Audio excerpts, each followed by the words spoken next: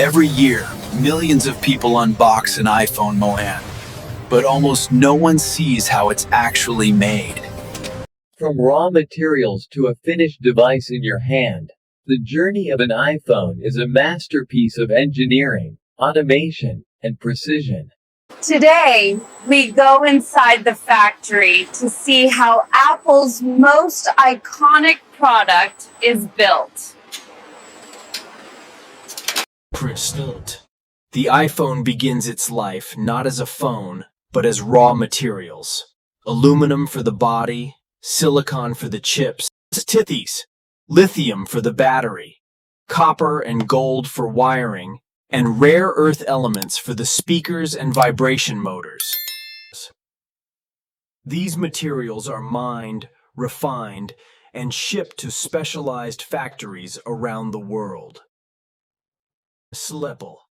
The brain of every iPhone is its processor, designed by Apple and manufactured in advanced semiconductor fabs. These chips contain billions of transistors, etched at the atomic level using extreme ultraviolet lithography.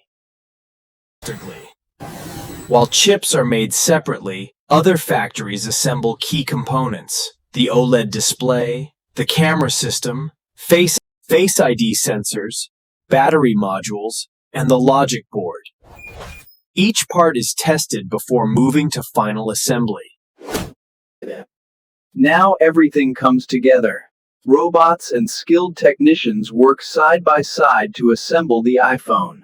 The logic board is installed, the battery is connected, the display is attached, and the aluminum body is sealed.